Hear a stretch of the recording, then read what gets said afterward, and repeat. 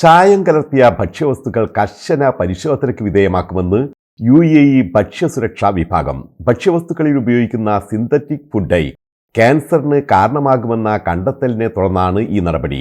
പുതിയ കണ്ടെത്തലിനെ തുടർന്ന് മിഠായികൾ, ലഘുഭക്ഷണങ്ങൾ, പഴ ഉൽപ്പന്നങ്ങൾ, കേക്കുകൾ, ചില ഓറൽ മരുന്നുകൾ എന്നിവയ്ക്ക് ചെറി ചുവപ്പ് നിറം നൽകുന്ന synthetic food dye red number 3യുടെ ഉപയോഗം അമേരിക്കയിൽ ഇന്നലെയാണ് നിരോധിച്ചത്. ബീഫ് പെപ്പറോണി ഉൽപ്പന്നങ്ങൾ ഇപ്പോൾ സുരക്ഷിതമാണെന്ന് UAE കാലാവസ്ഥാ വ്യതിയാന പരിസ്ഥിതി മന്ത്രാലയം. പെപ്പറോണി ബീഫിൽ ലിസ്റ്റീരിയ മോണോസൈറ്റോജൻസ് ബാക്ടീരിയകൾ കലരാൻ സാധ്യതയുണ്ടെന്ന ആശങ്കയെ തുടർന്ന് പ്രാദേശിക വിപണികളിൽ നിന്ന് പിൻവലിച്ച ഉത്തരവാണ് ഇപ്പോൾ റദ്ദാക്കിയിരിക്കുന്നത്. ഭക്ഷ്യോൽപ്പന്നങ്ങളുടെ സുരക്ഷ ഉറപ്പാക്കാൻ ആവശ്യമായ എല്ലാ പ്രതിരോധ നടപടികളും സ്വീകരിച്ചതായി അന്വേഷണങ്ങളിലും പരിശോധനകളിലും കണ്ടെത്തിയതായി കമ്പനിയുടെയോ ബ്രാൻഡിന്റെയോ പേര് നൽകാതെ മന്ത്രാലയം വ്യക്തമാക്കി. ഇന്ത്യൻ റിപ്പബ്ലിക് ദിനത്തിൽ UAEയുടെ സമ്മാനം. അത്യാധുനിക എമിറേറ്റ്സ് A350 വിമാനം മുംബൈയിലേക്കും അഹമ്മദാബാദിലേക്കും സർവീസ് ആരംഭിക്കും. അത്യാഡംബര സൗകര്യങ്ങളോടെയുള്ള വിമാനമാണ് സർവീസ് ആരംഭിക്കുന്നത്. മുംബൈയിലേക്കുള്ള വിമാനം ദുബൈയിൽ നിന്ന് ഉച്ചയ്ക്ക് 1:15 പുറപ്പെട്ട് 5:50 മുംബൈയിൽ എത്തിച്ചേരും.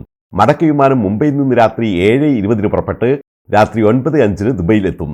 അഹമ്മദാബാദിലേക്കുള്ള വിമാനം ദുബൈയിൽ നിന്ന് രാത്രി 10:50 പുറപ്പെട്ട് പുലർച്ചെ 2:55 അഹമ്മദാബാദിലെത്തും. മടക്ക വിമാനം അഹമ്മദാബാദിൽ നിന്ന് പുലർച്ചെ 4:25 പുറപ്പെട്ട് 6:15 ദുബൈയിൽ എത്തിച്ചേരും. സൗദി അറേബ്യ അമേരിക്കയിൽ $60,000 കോടി നിക്ഷേപം നടത്തും. രണ്ടാമതും പ്രസിഡന്റായി തെരഞ്ഞെടുക്കപ്പെട്ട ഡൊണാൾഡ് ട്രംപിനെ അഭിനന്ദിക്കാൻ ടെലിഫോണിൽ വിളിച്ചപ്പോഴാണ് സൗദി കിരീടാവകാശിയും പ്രധാനമന്ത്രിയുമായ മുഹമ്മദ് ബിൻ സൽമാൻ രാജകുമാരൻ ഇക്കാര്യം അറിയിച്ചത്. വരുന്ന 5 വർഷത്തിനുള്ളിൽ പദ്ധതികൾ പൂർത്തിയാക്കാനാണ് തീരുമാനം. ഒമാൻ ഭരണാധികാരിയുടെ കാരുണ്യം.